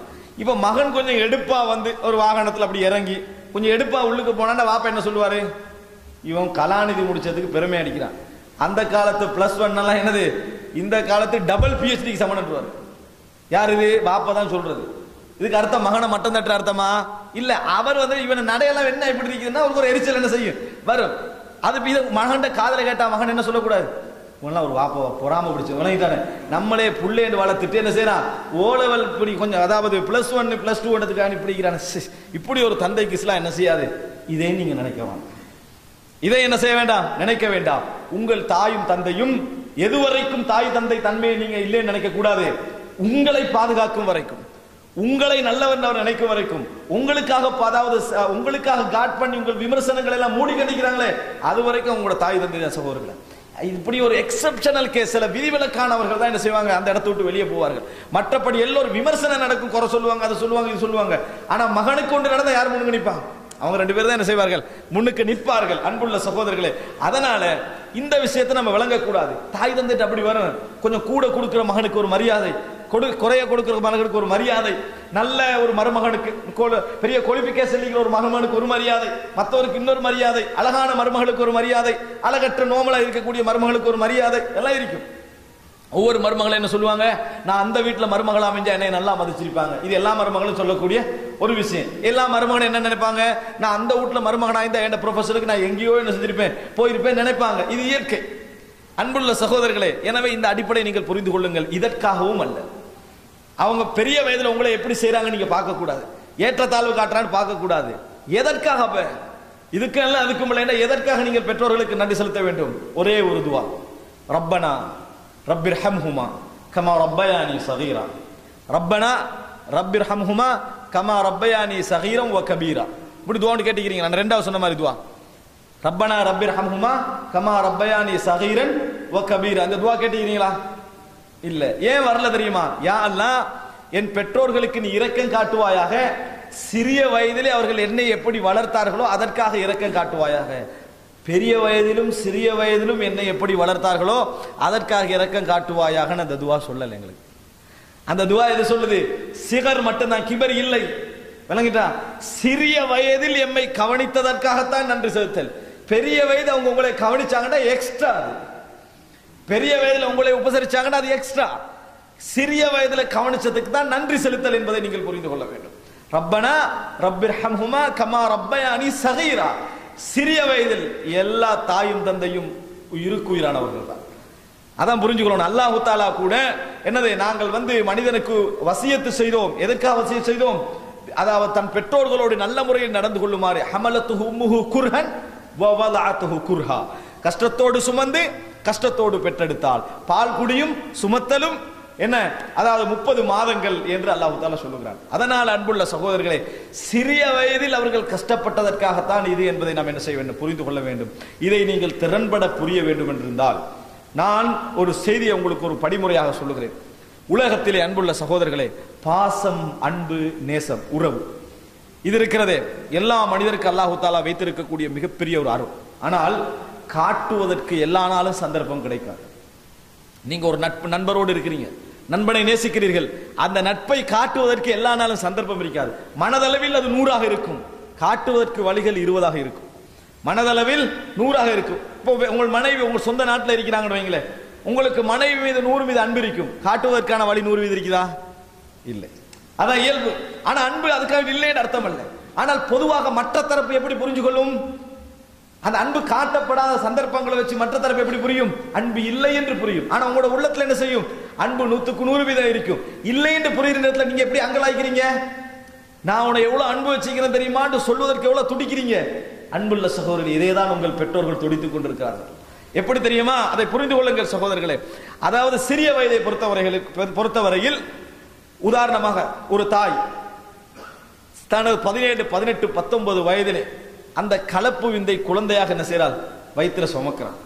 அன்புள்ள சகோதரர்களே, உலகத்திலேயே உங்களை நீங்க நினைச்சு பாருங்க, நீங்கள் உருவாகுவதற்கு நீங்க கவனம் எடுக்கல, ஆனால் நீங்கள் அழகாக உருவாக வேண்டும். நீங்க ஒரு கட்டமைப்பானவனாக உருவாக வேண்டும், ஒரு சிறந்தவனாக உருவாக வேண்டும் என்று உங்கள் உடலில் கவனம் செலுத்தியவர்கள் யார்? அந்த தாய் தான். இந்த உணவு உண்டா என் குழந்தை கலரா வருவான், இந்த உணவு உண்டா அறிவுள்ளவனா வருவான், இந்த உணவுண்டா ஆரோக்கியவனா வருவான் என்று உங்களில் கவனம், உங்களுடைய உருவாக்கத்தில் கவனம் செலுத்திய ஒரு உயிர் அது தாய் உயிர். இதெல்லாம் தாண்டி தனக்காக அல்லாமல் இன்னொரு உயிருக்காக டெப்லெட் சாப்பிடக்கூடிய ஒரு உயிர் அது தாய் உறவு. அவக்கல்ல, யாருக்காக வேண்டி? இன்னொரு குழந்தை தன் வயிற்றிலே உருவாகக்கூடிய ஒரு உறவுக்காக வேண்டி டெப்லெட் சாப்பிடக்கூடிய ஒரு உறவு தாய் உறவு தான். அன்புள்ள சகோதரர்களே, இன்னொருவருக்காக பசியும், இன்னொருவருக்காக பேணுதலும், இன்னொரு உறவுக்காக எல்லா விதமான விட்டுக் கொடுப்புகளும் செய்யக்கூடிய உறவு தாய் உறவு. அன்புள்ள சகோதரர்களே, இது தாண்டி அதற்காக வாந்தி எடுத்து கஷ்டப்பட்டு என்ன உறங்குவதற்கு நிம்மதி இல்லை. ஒரு புறத்தில் உறங்குவார்கள், மறுபுறத்தில் உறங்க முடியாது. உறங்க முடிந்தாலும் குழந்தைக்காக அந்த உறக்கம் தவிர்ப்பு. இத்தனையோடு சேர்த்து வீட்டு வேலைகள் என்ன செய்யும்? அந்த பெண்மணியே செய்வார், கஷ்டப்படுவார், உழைப்பால். இதையெல்லாம் தாண்டி சில வீடுகளை நீங்கள் பார்க்கலாம், நாங்களே அவதானிச்சிருக்கோம். என்ன, அதிகாலை நேரங்கள், சுபக நேரங்கள் எல்லாம் ஒரு ஆபீஸ் வேலைக்கு போறவராக இருப்பார் கணவர். அவர் என்ன செய்வார்? எழுப்பட்டி விடுவார். 3 மணிக்கோ 3:30 அவர் வேலையெல்லாம் செய்துவிட்டு 9 மாத 8 மாத நிறை கர்ப்பிணியாக அந்த தாய் என்ன செஞ்சிருவா? தூங்கிடுவார். 4:30 3:30 ஏதோ ஒரு எழுப்பட்டு விட்டுருவாங்க. கோப்பி ஊத்துற சொல்றதுக்கோ ஒரு டீ ஊத்து சொல்றதுக்கோ என்னது விட்டுருவாங்க. அந்த தலைவிரி கோலத்தோடு அந்த பெண்மணி என்ன, அந்த அதாவது இந்த தண்ணீர் பொயிலாக வேண்டுவதற்காக அதை ஆன் பண்ணிட்டு அப்படியே ஒரு சேர்ல இருந்து அது சூடாகும் வரைக்கும் தூங்கி விட்டு விழுகின்ற அந்த நடுநிசி காட்சி நீங்க உங்களோட மனைவிமார்களை பார்க்கலையா? இப்படி போன்ற காட்சிகள் நம்ம மனைவிமார்களை பார்க்கலையா? எங்களோட வீட்டு தாய்மார்களை நம்ம காணலையா? அன்புள்ள சகோதரர்களை, இது மாதிரி லட்சம் சந்தர்ப்பங்களை தாண்டி, லட்சம் உணர்வுகளை தாண்டித்தான் ஒரு குழந்தை என்ன செய்யுது? உருவாகிறது. இந்த ஒவ்வொரு செகண்டுக்கு நம்ம நன்றி செலுத்தலாமா? அந்த ஒவ்வொரு செகண்டுக்கு பின்கால் உள்ள வேதனை, கண்ணீர், கவலை நம்மளுக்கு தெரியுமான்னு கேட்கிறேன். அன்புள்ள சகோதரர்களே, அதனாலதான் அல்லாஹ் தஆலா சொல்றான், அனிஷ்குர்லி வலிவாலிதை, எனக்கு நன்றி செலுத்து, உன் பெற்றோர்களுக்கு நன்றி செலுத்து. அடுத்த கட்டம் அல்லாஹ் தஆலா சொல்றான். அவ்வளவு பெரிய ஒரு உங்களுடைய உருவாக்கம், உங்களுடைய அந்த இதற்கான இது. அப்படின்ற சகோதரர்களே, பெற்றெடுத்தவுடன் ஒரு தாய் குழந்தையை பெற்றெடுத்தவன் முதல் அடைகின்ற சந்தோஷம் எது? அந்த பெற்றெடுத்த சந்தோஷம் அல்ல, குழந்தையை கண்ட சந்தோஷம். ஒரு சுமையை இறக்கி வைத்தால் ஒரு மனிதருக்கு என்ன சந்தோஷம் இருக்கும்? சுமையை இறக்கி வச்ச சந்தோஷம் தான் இருக்கும். அது எவ்வளவு பெரிய இன்பமான சுமையாக இருந்தாலும். ஆனா ஒரு தாயுடைய சந்தோஷம் தெரியுமா? சுமை இறக்கியதல்ல, குழந்தையை காண்றது. குழந்தை எப்படி கண்ணால கண்டவுடன் தான் அந்த தாய்க்கு ஒரு பெரிய ஒரு இலட்சணம் செய்யும், சந்தோஷம் வரும். அன்புள்ள சகோதரர்களே, அப்படி என்றால் அந்த குழந்தை உலகத்திலே பெற்ற பின்னால் 100க்கு 100% பாசம் அந்த குழந்தையோடு அந்த தாய்க்கு இருக்கும். அதை காட்டுவதற்கான வழியும் 100% இருக்கும். அதை காட்டுவதற்கான வழியும் 100% இருக்கும். எப்படி? அந்த குழந்தை உணவு, எந்த உணவு? தாயுடைய உணவு உண்ண வேண்டும். சாப்பாடு அந்த குழந்தையுடைய உணவு தாயுடைய உணவாக என்ன செய்ய வேண்டும், இருக்க வேண்டும். ஏன்? பால் என்ன செய்கிறது? அந்த குழந்தை பால் அருந்துகிறது, அப்படியா இல்லையா? அந்த பால் யாருடைய பால்? தாய்ப்பால். தாய்ப்பால் அருந்து அப்படின்னா உணவு எங்க? உணவு எங்கிருந்து போகுது? தாயில இருந்து போகுது. அவ பாசத்தை காட்டுவதற்கு உணவு கூட 100 விதமான வழியை நம்ம பார்க்கிறோம். அடுத்த கட்டத்துக்கு வாங்க. அந்த குழந்தைக்கு டிரெஸ் அணிவதாக இருந்தால், அந்த குழந்தைக்கு என்ன விதமான கவனமாக இருந்தால் யாரு? தாய். அந்த குழந்தை 2க்கு போவதாக இருந்தால், 1க்கு போவதாக இருந்தால், எப்ப தூங்கணும், எப்ப விழிக்க வேண்டும், என்ன ஆடை, எந்த விஷயம் அந்நியம் இல்லாமல் உங்களை அந்த தாய்மார்கள் என்ன செய்திருப்பார்கள்? சிறிய வயதிலே தொற்றிருப்பார்கள். அப்ப முதலாவது புரிந்து கொள்ளுங்கள், அன்பை பாசத்தை காட்டுவதற்கு 100% வழியும் உண்டு. முதலாக ஒரு 2-3 வருடங்கள் போகும். அன்பை காட்டுகின்ற வழி 75 ஆகிவிடும், அன்பு 100ஆக இருக்கும். அன்பை காட்டுகின்ற வழி 75. எப்படி? உணவு இப்ப எங்கே ஆகிரும்? தாய்ப்பால் கட்டாகிரும். எங்கிருந்து சாப்பாடு போகும்? வெளியே இருந்து போகும். இதெல்லாம் யோசிச்சு நடக்கிறது இல்ல, ஆனா இயல்பாக கட்டாகும். பெற்றோர்களே, உங்கள் பிறந்த பிள்ளைகளை நீங்க பார்த்துக்கங்க. இதுதான் உலகத்துல நடக்கக்கூடிய ஒரு இறைவன் வைத்திருக்கக்கூடிய சுன்னா. அல்லாஹ் அப்படித்தான் பிரிச்சுட்டு போவா. இன்றைக்கு உங்களுக்கு கிடைத்திருக்கக்கூடிய குழந்தையை நீங்கள் அடைகின்ற சந்தோஷம், மகிழ்ச்சி, இன்பம் அல்லாஹ்வுத்தாலா கொஞ்சம் கொஞ்சமா எடுக்கிற இடத்தை நீங்க மறந்து விடக்கூடாது. அன்புள்ள சகோதரர்களே, ஒரு 75 வீத வழி இருக்கு, 25 போயிடும். ஒரு 6-7 வயது ஆகும், குழந்தையே சாப்பிட ஆரம்பிக்கும். குழந்தையே 1க்கு 2க்குரிய இடத்தை தீர்மானிச்சு அவன் போக ஆரம்பிப்பான். இப்போ உங்களுக்கு 50 வீதமாகிறது. ஏன்? இப்ப அவன் தான் ட்ரெஸ் போடுறான், அவன் தான் எல்லா விஷயத்தையும் செய்யறான், அவன் தான் எல்லாம் நடந்துகிறான், சாப்பாடும் அவன் தான், எல்லா விஷயத்தையும் அவன் தான் தீர்மானிக்கிறான். ஒரு 10-12 வயதாகும், நீ வாண்டா வந்தான், நீ போண்டா போனா, எல்லாம் செஞ்சா. இப்ப வாண்டா என்ன செய்ய மாட்டான், வர மாட்டான். நீ போன்னு சொன்னா போக மாட்டான். நீங்கள் அதை காட்டி அந்த முழு விருப்பம் அப்படியே குறைந்து 25% மாறிவிடும். அதான் உலகத்தில் நடக்கிறது. அன்புள்ள சகோதரர்களே, நீங்கள் நினைத்தால் நினைத்ததை செய்த உங்கள் பாசம் மிக்க அந்த உயிர் கொஞ்சம் காலத்தில் என்ன செய்து அப்படியே குறைஞ்சிட்டு போகும். இறுதியாக ஒரு தாய்க்கு எஞ்சிருக்கக்கூடிய பாசத்தை காட்டுவதற்கான ஒரே வழி என்ன தெரியுமா? சமைத்து கொடுப்பதும் டிரெஸ்ஸை கழுவி கொடுப்பதும். அதான் மிஞ்சும். 25% மிஞ்சும். அன்புள்ள சகோதரர்களே, ஒவ்வொரு திருமண வீடுகளிலும் தாய் சொந்த வீட்டில் திருமணம் கொடுத்து, சொந்த ஊரில் திருமணம் முடித்து கொடுத்தாலும், ஆணை திருமணம் முடித்து கொடுத்தாலும், பெண்ணை திருமணம் முடித்து கொடுத்தாலும் கண்ணீர் விட்டு அழுகின்ற காட்சியை நீங்கள் காண்பீர்கள். சொந்த ஊர்ல தான் திருமணம் முடிக்கிறான், அழுவார்கள். கண் கலங்குகின்ற தந்தைமாரை காணுவீர்கள். என்ன காரணம் என்று நினைக்கிறீர்கள்? நம்ம அதையெல்லாம் லொஜிக்கலி விளங்கி அழுவதில்லை, ஆனால் உள்ளம் அந்த அறிவோடு சம்பந்தப்படுகிறது. என்ன தெரியுமா? இதுவரைக்கும் என் மனதிலே உள்ள 100% பாசத்தை காட்டுவதற்கு 2 வழிகள் இருந்தன. ட்ரெஸ்ஸை கழுவி கொடுக்கிறது, சாப்பாடு சமைச்சு கொடுக்கிறது. அதற்கும் இன்னொரு பெண் அந்த மகனுக்கு என்ன செஞ்சிட்டான்? வந்து விட்டான். இனி எனக்கு பாசம் இருக்கும், காட்டுவதற்கு வழி இருக்காது, எனக்கு வழி இருக்காது. உங்கள் மகன் உங்களை விட்டு பிரிஞ்சு போவான், ஊர்ல தான் இருப்பான், உங்களோட வீட்டுக்கு தான் வருவான், உங்களோட உறவாகத்தான் இருப்பான். ஆனால் உங்களது தேவை அந்த குழந்தைக்கு இனி இல்லை, அந்த பிள்ளைக்கு இனி இல்லை. நீங்கள் பாசம் என்ற அடிப்படையில் தான் அவன் வர வேண்டுமே ஒழிய உங்கள் மீது இருந்த தேவை அந்த பிள்ளைக்கு இல்லை. அதனால்தான் அந்த இடத்தை அந்த பிள்ளை திருமணம் முடித்து தாண்டி போகிற நேரத்தில் நீங்கள் விளையாடிய இடங்களை பார்த்து தந்தைமார்கள் தாய்மார்கள் கண்ணீர் வடிக்கிறார்கள்.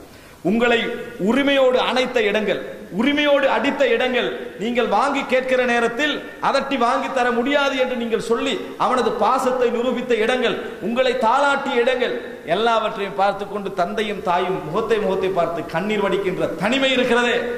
அன்புள்ள சகோதரர்களே, இங்கேதான் தாயுடைய வேதனை அதிகரிக்கிறது. அன்புள்ள சகோதரர்களே, இப்பொழுது நீங்கள் சொல்லுங்கள், இப்பொழுது நீங்கள் உங்களுடைய ஸ்தானத்திலிருந்து சொல்லுங்கள்.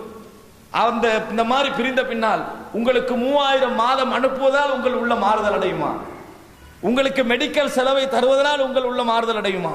அல்லது ஓடி வந்து தாயே, உங்களோடு எனக்கும் உள்ள உறவு எந்த வகையிலும் குறையவில்லை, அதே பாசம் எனக்கு இருக்கிறது என்று அனைத்து கண்ணீர் வடித்து உங்களிடத்தில் 10 நிமிடம் நேரம் கழிப்பதில் உங்களுக்கு நன்மை அடையுமா? உங்களுக்கு சந்தோஷம் கிடைக்குமா? அன்புள்ள சகோதரி, இதில் தான் சந்தோஷம் உண்டு, பேசுவதில் தான் சந்தோஷம் இருக்கிறது. நம்ம எல்லாம் என்ன செய்யறோம்? மொபைலில் பேசினாலும் கூட ஒரு தேவையற்றவளோடு பேசுவது போல பேசுகிறோம், முக்கியமற்றவளோடு பேசுகின்றது போல பேசுவோம். ஏன்னா நிறைய முக்கியமான வேலைகள் நம்மளுக்கு இருக்கின்றன. இப்படியா நாங்கள் எங்களது குழந்தைகளை வளர்க்கிறோம் என்பதை நீங்கள் நினைத்து பாருங்கள் சகோதரி. அதனால் தாய்மார்கள் உங்களோடு தொடர்பு கொண்டு பேசினால், வரலாறாக பேசினாலும் செவிமடுங்கள்.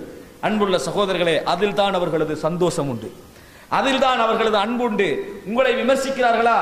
ஏசுகிறார்களா, அதில் தான் உங்களது அன்பு உண்டு என்பதை நீங்கள் புரிந்து கொள்ளுங்கள், அதில் தான் நேசம் உண்டு என்பதை புரிந்து கொள்ளுங்கள். இதே நீங்க உங்களை நிலைமையை நினைச்சு பாருங்க, உங்களது நிலைமையை நினைத்து பாருங்கள். அவர்கள் என்னென்னமெல்லாம் என்ன செஞ்சிருப்பாங்க, தியாகம் செய்திருப்பார்கள், எதை எதையெல்லாம் விட்டிருப்பார்கள் என்று நினைத்து பாருங்கள். அன்புள்ள சகோதரர்களை, இதான் இதற்காக வேண்டித்தான், இந்த நாளை நினைத்துத்தான் அன்புள்ள சகோதரர்களை இஸ்லாம் சொல்லுகிறது, அவர்களோடு நல்ல முறையில் நடந்து கொள்ளுங்கள், அவர்களோடு நல்ல முறையில் நடந்து கொள்ளுங்கள், இன்பமாக நடந்து கொள்ளுங்கள், இங்கிதமாக நடந்து கொள்ளுங்கள். கை விரல நீட்டுங்க தாயிடத்தில், நகத்தை வெட்டி விடுங்க. தாயே வெக்கப்படுவா, அப்படி செய்யறதுக்கு வெக்கப்படும் இந்த வயசுல, வெட்டி விடுங்கன்னு சொல்லுங்க. உலகத்தில் அந்த தாய் அடைகிற சந்தோஷம் இருக்குதே, அது போன்ற ஒரு சந்தோஷம் இருக்காது. ஏன், தன் அதாவது இழந்து போன உரிமை மீள பெற்றது போன்ற உணர்வை அந்த தாய் அடைவார். நீங்க அடைய மாட்டீங்களா?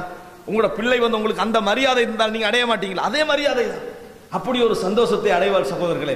இதுதான் இங்க நம்ம தெரிய வேண்டிய விஷயம். நம்ம என்ன செய்கிறோம், ஒரு வீட்டுக்கு போறோம், ஒரு வருடத்துக்கு பின்னால 1.5 வருடத்துக்கு பின்னால பார்க்க போறோம். ஆனா அங்க போய் தாய்க்கெல்லாம் சலாம் சொல்லிட்டு அவசரமா வெளியே போற வேலையை தான் பார்க்கிறோம். வெளியே தாய்க்கு பக்கத்துல இருந்து கடந்த கால வரலாறுகளை அப்படி ஓட விட்டு, எப்படிமா வளர்த்தீங்க, எவ்வளவு கஷ்டப்பட்டீங்க, அதுகளை கொஞ்சம் சொல்லுங்கன்னு சொல்லி பாருங்க. கண்ணீர் வடித்து கேட்பார்கள், கண்ணீர் வடித்து பேசுவார்கள். அவர்களுக்கு நீங்கள் கொடுத்த அந்த ஆறுதல் இருக்கிற ரசூல் ஸல்லல்லாஹு அலைஹி வஸல்லம் சொன்னார்கள், அஃதலுல் அமால், அமல்களிலேயே மிக சிறந்தது, அன் துதுகில ஃபீ அகீகல் முஃமினி சுரூர், உன் சகோதரருடைய உள்ளத்தில் ஒரு சந்தோஷத்தை நீ கொண்டு போய் சேர்ப்பது அமல்கள்ல சிறந்த சகோதரர்களே. அப்படின்னா தாயும் தந்தை எந்த இடத்துல வருவாங்க நீங்க நினைச்சு பாருங்க. உங்களை நீங்கள் பெற்றோர்களாக உங்கள் குழந்தையோட முகத்தை பாருங்க, அதான் போதும். உங்களோட உணர்வுகளை நீங்கள் புரிந்து கொள்ள அது போதுமானது. அன்புள்ள சகோதரர்களே, இதற்காக வேண்டித்தான் பெற்றோர்களுக்கு நன்றி செலுத்தல். அப்படின்னா எது, உணர்வுகளுக்கு மதிப்பளித்தல், உணர்வுகளுக்கு மதிப்பளித்தல், அதற்காக வேண்டிதான் நன்றி செலுத்தல் என்பதை புரிந்து கொள்ள வேண்டும். கடைசியாக, நான்காவதாக, இறுதியாக அன்புள்ள சகோதரர்களே, இந்த பெற்றோர்களுக்கு உபகாரம் செய்வதில் நீங்கள் புரிந்து கொள்ள வேண்டிய மிக முக்கியமான அம்சம், அல்லாஹ் ரப்புல் ஆலமீன் சொல்லுகிறான். எப்படி சொல்லுகிறான், வலா தகுல்லஹுமா உஃபின், அவர்களுக்கு சி என்று கூட சொல்ல வேண்டாம், அவர்களுக்கு சி என்று சொல்ல வேண்டாம். வலா தன்ஹர்ஹுமா, அவர்களை அரட்ட வேண்டாம். வகுல்லஹுமா கவுலன் கரீமா, சங்கையான வார்த்தை அவர்களுக்கு பேசுங்கள். மூன்றும் எதோடு சம்பந்தப்பட்டது, பேச்சோடு சம்பந்தப்பட்டது, வார்த்தையோடு சம்பந்தப்பட்டது. அரட்ட வேண்டாம், மனம் நோகும்படி பேச வேண்டாம், சங்கையாக பேசுங்கள் என்று சொல்லி அல்லாஹ் ரப்பல் ஆலமீன் என்ன செய்றான், சொல்லி காட்டுகிறான். அன்புள்ள சகோதரர்களே, சில உதாரணங்கள் நான் சொல்லுகிறேன், இதை நீங்கள் புரிந்து கொள்வதற்கு உதாரணம் சொல்லுகிறேன்.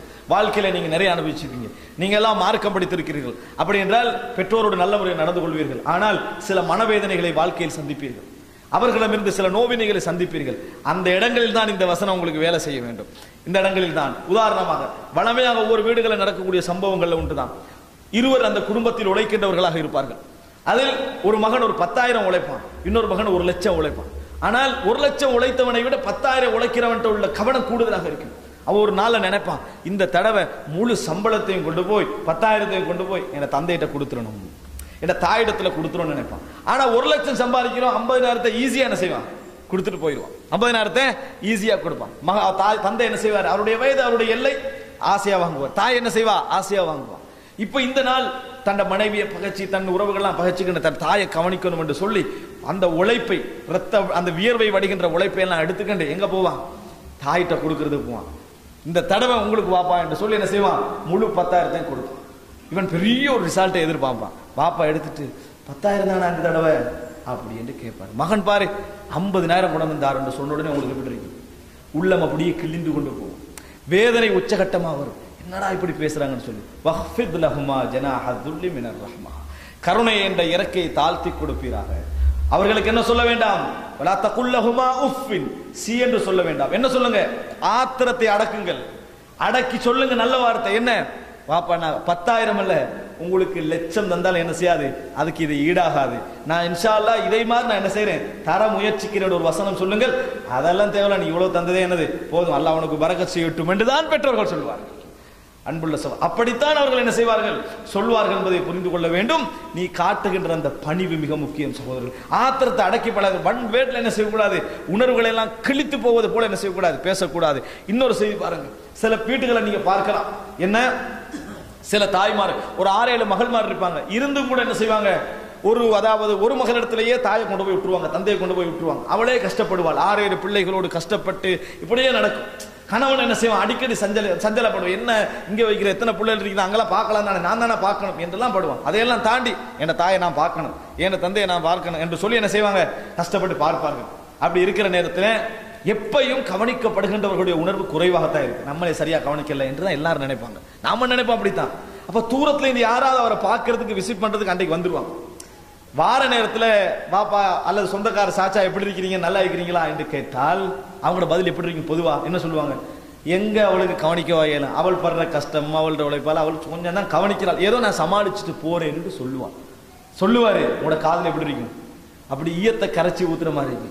நான் இவ்வளவு கவனிக்கிறேன், 7 பிள்ளைகளோட 8 பிள்ளைகளோட குடும்ப கஷ்டத்தோட கவனிக்கிறேன், இன்னும் கவனிக்காத மாதிரி பேசுறாங்களா, ஆத்திரமாக வரும்.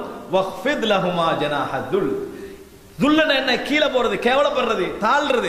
உங்கள் கருணை என்ற இறக்கையை நீங்கள் தாழ்த்தி கொடுங்கள். அவர்களுக்கு சி என்று கூட சொல்ல வேண்டாம், அவர்களை அரட்ட வேண்டாம். வகுல்லஹுமா கவுலன் கரீமா, சங்கையான வார்த்தை பேசுங்கள். அவசரமா சொல்லுங்க, வாப்பா என்னை சின்னத்துல கவனிச்ச மாதிரி என்னை கவனிக்கலாமா, என்னால முடிஞ்ச அளவு கவனிக்கிறேன் வாப்பா, நான் இன்ஷா அல்லாஹ் ஒழுங்கா கவனிப்பேன், நீங்க தனியா போங்க. அந்த தந்தை துவா கேட்பார். நிச்சயமாக அவருடைய உள்ள முருகும், கண்ணால கண்ணீர். ஏன் நீங்க அவரை நோவிக்கல? அந்த பிரார்த்தனை இந்த உலகத்தில் எவர் கேட்கிற பிரார்த்தனைக்கு ஈடாகாத சகோதரர்களை. அந்த நீங்க நினைங்க, உங்களோட பிள்ளைக்கு நீங்க கேட்கின்ற உருக்கமான பிரார்த்தனை போல உலகத்தில் எவனும் கேட்டுருவானா? கேட்க முடியாது. அதே பிரார்த்தனை உங்கள் தாயும் தந்தை உங்களுக்கு என்ன செய்வாங்க? கேட்பார்கள் என்பதை நீங்கள் மறந்துவிடக் கூடாது சகோதரர்களே. இதுதான் மிக முக்கியமான இடம், நாங்கள் புரிந்து கொள்ள வேண்டிய இடம். ஆனால் பெண்களுக்கு ஒரு செய்தி நீங்கள் பார்க்கலாம், வீடுகளிலே பெண் தாய்மார்களை பொறுத்தவரைக்கும் பெண் பகுதியிலேயே என்ன செய்வார்கள்? அப்படியே பின்பக்கத்தால போவாங்க. தாய் மகளையே மதிப்பாங்க, மகளையே என்ன செய்வார்கள்? உயிருக்கு உயிரா மதிப்பாங்க. ஏன்னா மகன் என்ன செஞ்சுவான், போயிடுவான்றதுக்காக மகளோடையே என்ன செய்வார்கள்? கஷ்டப்படுவார்கள், உறவாடுவார்கள், எத்தனை சண்டையெல்லாம் நடக்கும். ஆனா பின்னாலே போவாங்க. அன்புள்ள சகோதரர்களே, அந்த அன்பை அவர்களுக்கு தெரியாமலேயே வேலைக்கு பயன்படுத்திக் கொள்வார்கள். சில தாய்மார்களுக்கு பால் ஊட்டுகிற பொறுப்பை கொடுத்துருவாங்க. அவ பால் ஊட்டுக்கிட்டு பிள்ளைய ஸ்கூலுக்கு கொண்டு போற பொறுப்பு, கூட்டிட்டு வர பொறுப்பு, டிரெஸ் பொறுப்பு எல்லாம் இருக்கு. ஏதோ அசந்து ஒரு நேரத்தில் தூங்கி விட்டால், என்னமா இப்படி இருக்கிற, இதுக்கு பதிலாக ஒரு வேலைக்காரியை வச்சுக்கலாம்னு சொல்லி ஏசி அந்த தாயை என்ன குறை சொல்லி அந்த பிள்ளைய கையில் எடுத்துட்டு போற நேரத்தில் நீங்க பாருங்கள், அந்த தாய் பின்னால ஓடி வரும். சார் நான் தெரியாம தூங்கிட்டேன்னு சொல்லி என்ன பிள்ளையை திருப்பி கேட்கின்ற அந்த அடிமை காட்சி இருக்கிறது. பெண்கள் அல்லாஹ்வை பயந்து கொள்ள வேண்டும். அன்புள்ள சகோதரர்களே, புரிந்து கொள்ளுங்கள், உங்கள் தாய் உங்களுக்கு பின்னால் தெரிவதெல்லாம் உங்கள் மீது வைத்திருக்கக்கூடிய அன்பின் காரணமாக, உங்கள் மீது வைத்திருக்கக்கூடிய பாசத்தின் காரணமாக. அவளுக்கும் ரோசம் உண்டு, அவளுக்கும் ஆத்திரம் உண்டு. ஆனா ஏன் தெரியுதா? உங்கள் மீது வைத்திருக்கக்கூடிய அன்பு. அன்புள்ள சகோதரர்களே, இதையெல்லாம் நாம் புரியாமல் இருந்தால் தாய் தந்தைக்கு உறவு சொல்ல மாட்டேன். நீங்க நினைச்சு பாருங்க, நம்ம அப்படி உணர மாட்டேன். தூரத்துக்கு போய் பாருங்க, சில தாய்மார்கள், சில பாட்டிமார்களை நினைங்க, 90 வயது 85 வயதோடு இருப்பார்கள். நீங்க எல்லாம் ஒரு ட்ரிப் போக போறீங்க. ட்ரிப் போற நேரத்தில் அவங்களை கூட்டிட்டு போக விரும்புவீங்களா? பெரும்பாலானவங்க விரும்ப மாட்டாங்க. அப்படியே கூட்டிட்டு போறதாக இருந்தால் குழந்தையை பார்த்துக் கொள்வதற்குள்ள வயசுல இருந்தா கூட்டிட்டு போவாங்க, இல்லையா கூட்டிட்டு போவோம். அதுல ஒரு லாபம் இருக்கும். அப்படி இல்லைன்னா அழைச்சிட்டு போக மாட்டாங்க. அப்படியே இல்லாம சரி நான் நீ வாரீங்களான்னு கேட்டா வரலன்னு சொல்லுவீங்களே, சரி நீங்க இருங்க நான் போயிடுறேன், என்னைய கொண்டு போய் என்ன செய்ய இந்த சாட்சி வீட்டுல யாரையும் விட்டுட்டு போங்க, நான் அவங்களோட இருந்துக்கிறேன்னு சொன்னா கூட நம்ம என்ன செய்வோம் தெரியுமா?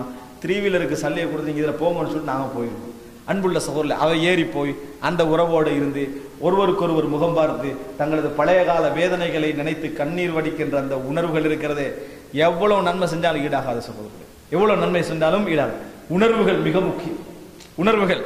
அன்புள்ள சகோதரர்களே, நீங்கள் 20 வருடம் 25 வருடம் உங்கள் குழந்தைக்கு படுகின்ற கஷ்டம் அப்படியே உணர்வுகளின் தொகுப்பு, அப்படியே அது உணர்வுகளின் தொகுப்பு. இது அப்படி சரியமானால் அது போன்ற வேதனை கிடையாது. அதனால் அன்புள்ள சகோதரர்களே, கடைசியாக ஒரு செய்தியை சொல்லுகிறேன். இவ்வளவெல்லாம் நாம் படித்திருக்கிறோம், தெரிந்திருக்கிறோம். பாருங்கள், நபித்தோழர்கள் அபூ ஹுரைரா ரலியல்லாஹு அன்ஹு அவர்கள் இந்த தாய் மீது வைத்திருந்த அன்பு, தாய் மீது வைத்திருந்த பாசம், இதற்கான ஆதாரம் அபூ ஹுரைரா ரலியல்லாஹு சொல்கிறார்கள். ஒரு 2 மனிதர்கள் நடந்து போய் கொண்டிருக்கிறார்கள். கேட்கிறார்கள், யார் இவர்? எனது தந்தை. அப்படியா? அவருக்கு முன்னால் நடக்க வேண்டாம், அவர் மேலே, அவர் கீழே இருக்கின்ற பொழுது நீ மேலே இருக்க வேண்டாம், அவரது பேரை சொல்லி நீ கூப்பிட வேண்டாம், அவரது பேரை சொல்லி நீ அழைக்க வேண்டாம். யார் சொல்றாரு? அபூ ஹுரைரா ரலியல்லாஹு அன்ஹு சொல்கிறார்கள். ஏன் நபித்தோழர்கள் இப்படி பயிற்றுவிக்கப்பட்டார்கள், எப்படி அழைக்கிறார்கள் பாருங்க. அது மாத்திரமல்ல, அபூ ஹுரைரா ரலியல்லாஹு அன்ஹு எப்பொழுதும் அகீக் என்ற பிரதேசத்திலே உள்ள தன் தாயுடைய தாய் இருக்கக்கூடிய அந்த இடத்துக்கு போனான்னு சொன்னா, முதலாவது தோட்டத்துக்குள் நுழைஞ்சு செய்யற வேலை என்ன தெரியுமா? அஸ்ஸலாமு அலைக்கும், சாந்தி உண்டாவதாக. அதாவது அதே போன்று நீ எப்படி என்னை சிறிய வயதிலே வளர்த்தாயோ அது போன்று அல்லாஹ் உனக்கு இரக்கம் காட்டுவானாக என்று சொல்லித்தான் நுழைவார்கள். தாய் ஜஸாக்கல்லாஹு கைரா, அல்லாஹ் உனக்கு நல்ல கூலி தரட்டும், நீ ஒரு சிறந்த மகனாக எனக்கு இருக்கிறாய், அதனால் உனக்கு நல்ல கூலி தரட்டும் என்கின்ற வார்த்தை முகமன்களோடு தான் நுழைவார்கள் என்ற செய்தியை பார்க்கிறோம். இந்த தாய் ஆரம்பத்திலே காஃபிராக இருந்தார்கள், இஸ்லாத்தை ஏற்றிருக்கவில்லை. அபூ ஹுரைராவுடைய ஒரே ஒரு உறவு, அபூ ஹுரைராவுடைய ஒரே ஒரு, உங்களுக்கு தெரிந்த சம்பவம், ஒரு இடத்துல சுஃபா வாசிகள்லாம் பசியில ரசூல் ஸல்லல்லாஹு அலைஹி வஸல்லம் வீட்டுக்கு போறாங்க. அந்த நேரத்தில் ரசூல் ஸல்லல்லாஹு அலைஹி வஸல்லம் தன்னால் முடிந்த 2 ஈத்தம்பழங்களை ஒருவருக்காக பங்கிடுகிறார்கள். அந்த நேரத்தில் அபூ ஹுரைரா ரலியல்லாஹு அன்ஹு ஒரு ஈத்தம்பழத்தை ஒழிச்சிட்டாங்க. ரசூல் ஸல்லல்லாஹு அலைஹி வஸல்லம் அவர்கள் காணுகிறார்கள், அன்புள்ள ஒரு சிறந்த தலைவர் காண்றாங்க. அபூ ஹுரைரா ஏன் ஒழிச்சிங்கன்னு கேட்டாங்க. என் தாய்க்காக வேண்டி நான் ஒழித்துக் கொண்டேன், உம்மாவுக்கு கொடுக்கறதுக்காக வேண்டி வைத்துக் கொண்டேன் என்று சொல்கிறார். ஒரு பசியின் நேரத்தில் சாப்பிடுகின்ற பொழுது இது என் தாய் சாப்பிடவில்லை என்கின்ற உணர்வு எவ்வளவு ஒரு உச்சகட்ட உணர்வு நினைச்சு பாருங்க சகோதரர்களே. அப்ப அப்படி சொன்ன உடனே ரசூல் ஸல்லல்லாஹு அலைஹி வஸல்லம் சொன்னார்கள், சாப்பிடுங்கள், நாங்க இன்னொன்று தாரேன்னு சொன்னாங்க. நீங்க சாப்பிடுங்க, நான் இன்னொன்று தருகிறேன் என ரசூலுல்லாஹி ஸல்லல்லாஹு அலைஹி வஸல்லம் சொன்னார்கள். இந்த தாய் ஒரு முறை அபூ ஹுரைரா ரலியல்லாஹு அன்ஹு அந்த தாயை சந்திக்க போறாங்க, வீட்டுக்கு போறாங்க. போன நேரத்தில் ரசூல் ஸல்லல்லாஹு அலைஹி வஸல்லம் அவர்களை பற்றி மோசமா ஒரு வார்த்தை பேசுறாங்க, ஏசிறான், அவர் காஃபிராகிறான், ஏசிறான். கண்ணீர் வடித்துக் கொண்டு அபூ ஹுரைரா ஓடோடி ரசூலுல்லாஹி ஸல்லல்லாஹு அலைஹி வஸல்லம் இடத்திலே வருகிறார்கள். அல்லாஹ்வின் தூதரே, என் தாய் இஸ்லாத்திற்கு வர துஆ செய்யுங்கள் அப்படின்னு சொன்னார்கள். ரசூலுல்லாஹி ஸல்லல்லாஹு அலைஹி வஸல்லம் கையேந்தினார்கள், அல்லாஹும்ம ஹ்தி உம்ம அபீ ஹுரைரா, யா அல்லாஹ் அபூ ஹுரைராவுடைய தாய்க்கு நேர்வழி காட்டுவாயாக, அபூ ஹுரைராவுடைய தாய்க்கு நேர்வழி காட்டுவாய் என்ற துஆ கேட்டார்கள். ரசூலுல்லாஹி ஸல்லல்லாஹு அலைஹி வஸல்லம் துஆ எப்பொழுதாவது கபூலாகும் என்பதில் சந்தேகம் இல்லை. அபூ ஹுரைரா ஆசையோடு வீட்டுக்கு வருகிறார்கள். வீடு கதவு பூட்டப்பட்டிருக்கிறது.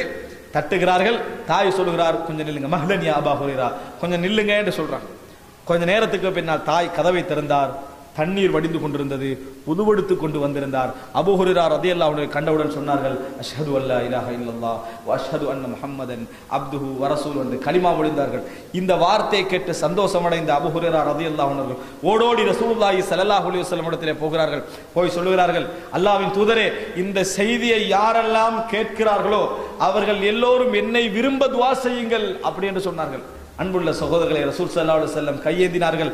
கையேந்தி சொன்னார்கள், யா அல்லாஹ் இன்னி உஹிப்பு அபா ஹுரைரத வ உம்மஹா ஃபஅஹிப்பஹுமா, யா அல்லாஹ் நான் என் தாயை அபூ ஹுரைராவுடைய தாயை நான் விரும்புகிறேன், அவர்களை விரும்ப செய்வாயாக என்று துஆ கேட்டார்கள். அன்புள்ள சகோதரர்களே, அதனால தான் அபூ ஹுரைரா எப்பொழுது துஆ கேட்கிற நேரத்திலும் அல்லாஹும்ம ஃபிர்லி அபீ ஹுரைரா வலி உம்மிஹா வ மன் இஸ்தக்ஃபர லஹுமா, யா அல்லாஹ் அபூ ஹுரைராவுக்கும் அவருடைய தாய்க்கும் பாவ மன்னிப்பை கொடுப்பாயாக, அவர்களுக்கு யாரெல்லாம் பாவ மன்னிப்பு கேட்டார்களோ அவர்களுக்கும் பாவ மன்னிப்பு கொடுப்பாயாக.